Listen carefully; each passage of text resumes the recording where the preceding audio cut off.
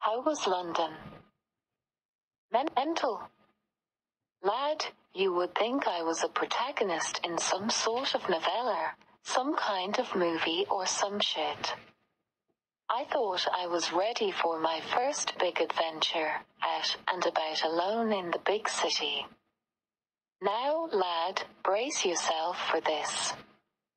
I am not proud of some of the things I had to do to survive out there, but trust me, when you leave home, you leave your innocence back with your mammy. Right, I was walking through the mean streets of London.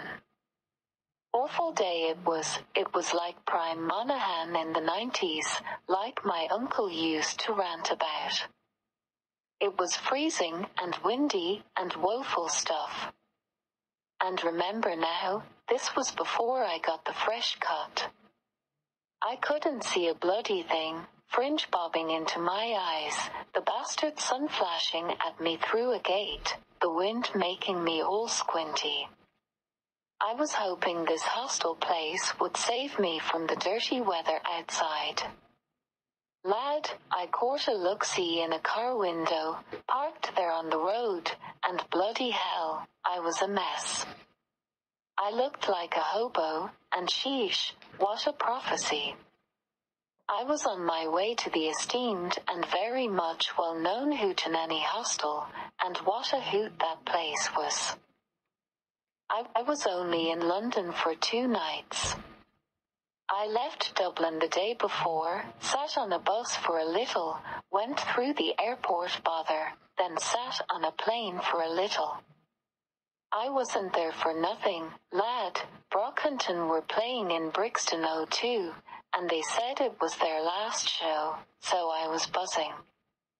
What's even more mental was that I booked this before the bastard pandemic struck, not knowing the band would cancel all their shows, except the Brixton one. Mental, lad. It was class. I was front row, slap bang right in front of my heroes, the absolute legends. I sweated like a pro wrestler though, coming out I was knackered. So that was class anyway. The next day, there I am walking my way back from Sainsbury's, a bag full of shite in my hand to recover from the night before. The sensory overload of the flashing lights, destructive bass, and blown speakers sadly outdid the numbing effects of the alcohol from the wine-filled Evian bottle I snook into the venue. My poor head was throbbing. I just wanted the wee hostel bunk bed lieber for a day-long sleep at this point. Fuck sightseeing. I spent my last few pounds on cheap biscuits and blue liquid to refuel my feeble body and mind. The mission was to scoff and snooze. Trust me, lad, I was fucked. This is when it all went ass up for me. Dark clouds shrouded the sky. It would rain soon. So, there I was in my class blue jeans, shredded and tattered like them footy lads you see out and about in London. Bro, I swear I saw Heung-min Son in that same exact outfit, walking down Westminster earlier that day. I arrived at Hootenanny Hostel, the safe haven, at last. I walked through reception past this nice hipster girl with the red and black pigtails, into the dormitory hallway. I stood there at the door, poking around my jean pocket for the key card. And then, lad, the other pocket, I'm going through receipts, the wallet, and chewing gum wrappers. I cocked my head up and stared like a wild hen, or like a deer about to get squanched by a van. My heart was pounding. I dropped me Sainsbury bag and scrambled through my jacket pockets, finally checking a vain hand through my ass pocket. So, I'm thinking, fuck, I'm fucking fucked. But I remembered the nice hipster lass at reception. You know me, lad, I'm sure to charm her. The nice girl will let me in, I thought.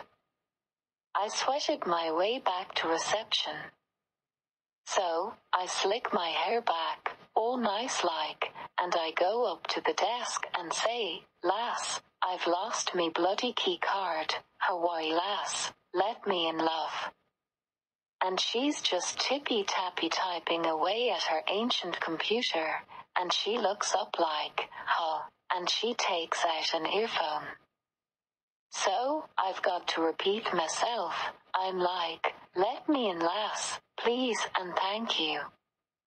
She's all like, "Oh, don't worry, love, take a seat, love, I'll call a manager, love, I'll sort you right out, love, I'm just filling in for someone today, love, no responsibility for me, love."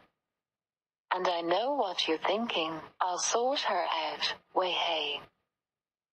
I believed her, I bloody well did. I sit my ass down into a Google Offices bin bag, and cross my legs all Gandhi, and peacefully wait for this manager feller to save my holiday. The hipster lass was there at the desk on the phone. It was one of those battered old desks, with all these pride flags and rainbows and shit to look hip and all. I felt like this place was kind of chill, like one of those chillax places, where they would be sound to a lad in distress. So, the bonny lass puts down the phone, like BOOP. I look up to her with my puppy dog eyes, under my faultless, long, golden retriever fringe and, "Sorry, love, nothing I can do about that." AKA fuck you, lad, you're fucked. This monster manager Greg, apparently, says I have to buy another key card. Remember lad, I'm outer DOS, and this motherfucker is trying to make me buy a new card. I could have sworn one of the stickers on the desk was hammer and sickle-esque. This is capitalism gone fucking bonkers.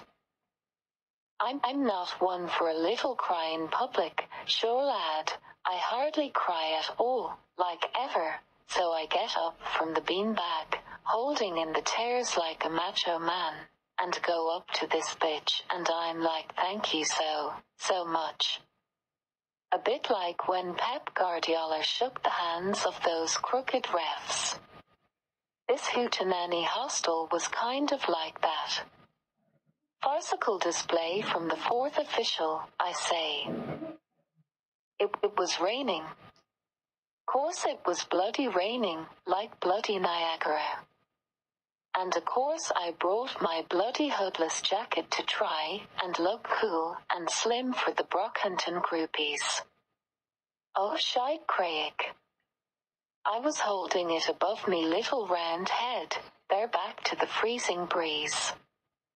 I was broke, and facing a night in the terrible rain, on the terrible streets on this terrible day in terrific London.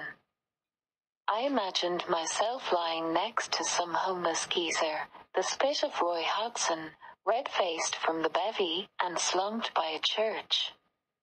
This was dire, even for me, who as you know is a bastard for poor planning. There was still battery on the phone, but I was way too proud to call my mammy. She would hardly let me do anything again after this, sure, this was hardly a good show of myself, and my independent qualities. London was moving fast. I watched the British public ambling along the streets with their umbrellas and AirPods. The rain merged with the little tears on my face, but no one would notice anyway. In all the dimness of what felt just like dreary Dublin, I saw a light spark from a couple of hands clasped tight across the road between red buses and black taxis. The two men laughed as I caught a snapshot of their lives passing me by. A queer idea took hold of me.